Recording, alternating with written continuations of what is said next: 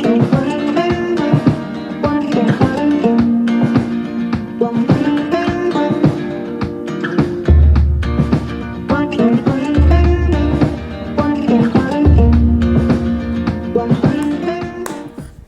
everyone, I'm Naciz and welcome to my channel. If this is your first time to be here in my channel, then you can click subscribe. If you want to be notified every time I'm going to upload a new video, then you can click the notification bell. Anyway, for those ones who doesn't know me, I'm Naciz and I am married to a Nigerian.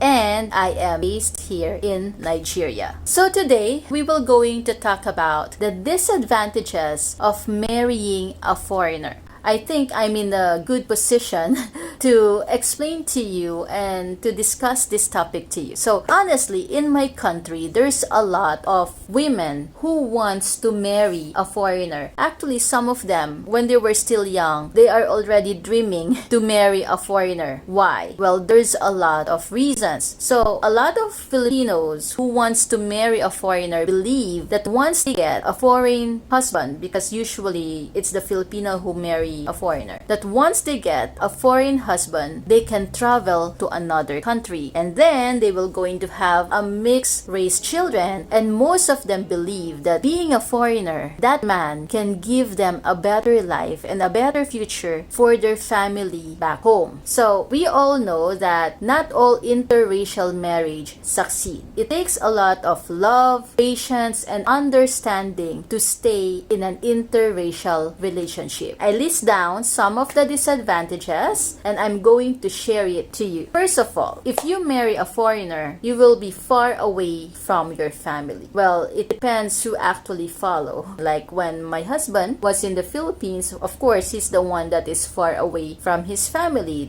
But now I'm here, I'm the one who is far away from my family. So if you are the one who needs to migrate to your spouse's country, then you need to learn how to live without your family beside you. If you are very close to your family, it might take some time for you to adjust. You know, there's what they call homesick. But always remember that your spouse must be your priority, because your spouse will be your companion till the end. And we are very lucky right now because in this modern age, there are technologies. There's Facebook, WhatsApp, Viber, Instagram, Twitter. There's video call already. The only thing is you must have an internet and an electricity. And then another one is cultural misunderstanding. This is mostly the issue of being in the interracial marriage. You need to learn to appreciate most of one another's culture. It might hard to understand some of it, but you don't need to force yourself, because with the respect, love, and understanding later on, you will see that that culture thing is not a barrier anymore. As an Asian, a Filipino particularly, it's a very big challenge for me to be with a Nigerian. Nigerian men are known to dominant due to their culture and upbringing. Filipinos are naturally stubborn. Yes. I know, I'm a Filipino, but I'm honest, okay?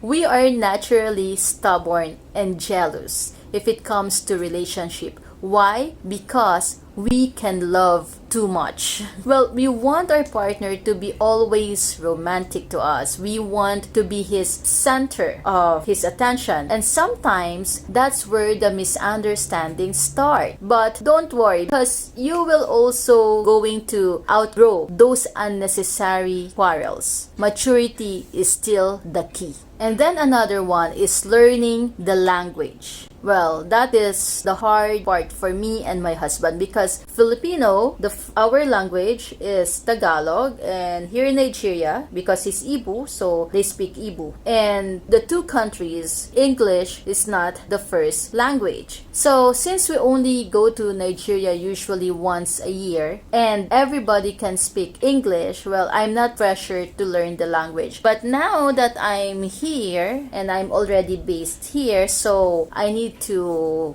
start learning it. I only know some few words in Ibu, but I can clearly understand Pidgin English. Even my husband only knows some few Tagalog words because he is surrounded with people that can communicate in English. So if you are in the country that people can speak English, well, you are not actually pressured. But if you are in the country that you really need to study their language, to learn their language so you can fit in, like Italy, France, Japan, China, well, you need to force yourself to learn their language. Well, another one is fear of divorce.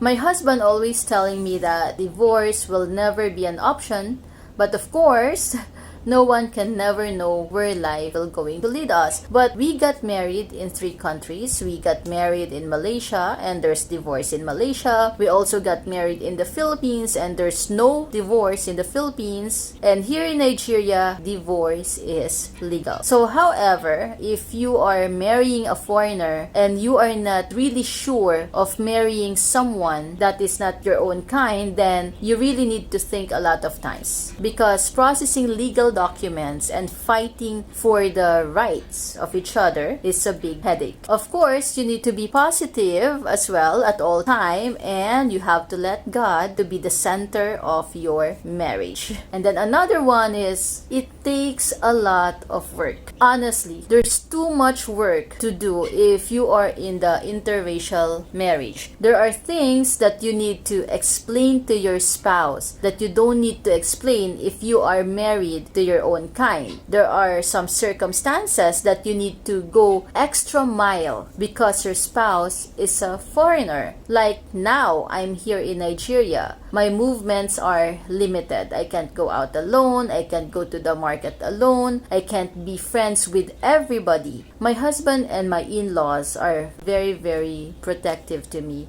And they also need to explain to me a lot of things. Well, same thing with my husband if he's in the Philippines. There are places that I cannot bring him, although he have more freedom to me if he's in the Philippines compared to me if I'm here in Nigeria. And of course, never completely at home. Well, your country is always your home, right? So even if you are comfortable in other country, you will still feel homesick. There will be lonely times thinking your home, your family, your friends, your childhood, and your local food.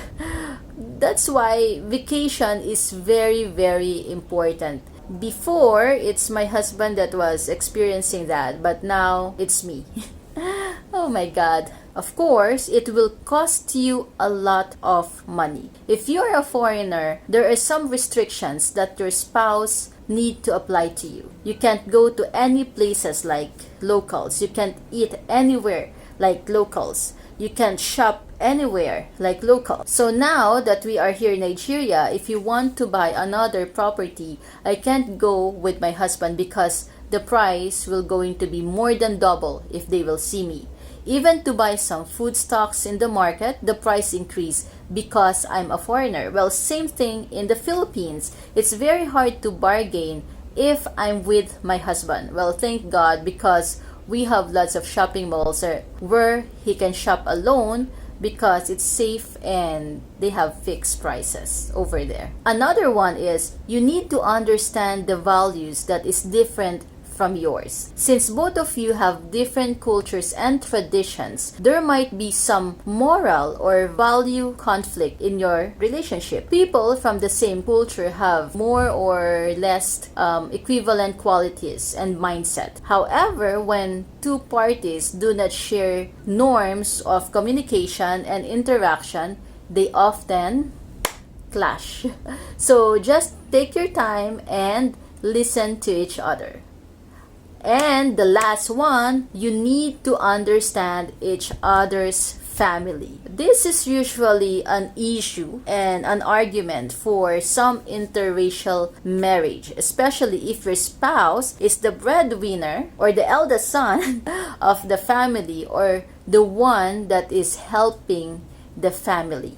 Well, it will be painful that sometimes you need to set yourself aside because your spouse has family back home and they also need him. But if your husband knows his priorities and he knows how to draw the line, then this thing will not be an issue. So there are spouses that gets angry if their partner sends money back home, and there are also some spouses who tolerates their family of their partner or their husband because either they are too nice or they want acceptance from the family. It's not easy to avoid all those things, especially that it's not only the two of you involved. Remember, your wife has her own family and you also have your own family. But always remember that at the end of the day, it's just the two of, it's only the two of you will have each other. Your parents will go, your siblings will have their own family also, your children will going to have their own family as well. So it's just the two of you. So you need to have lots and lots of love, patience, and understand. Okay? So don't forget, always stand for each other. So that's all for now. So if you are interested to marry a foreigner, then go ahead. Go ahead. It's fun. Well, it's up to you. That is your decision, and you have to follow your heart. Okay? So thank you very much for staying with me tonight, and see you again in my next video. Don't forget to subscribe. Bye!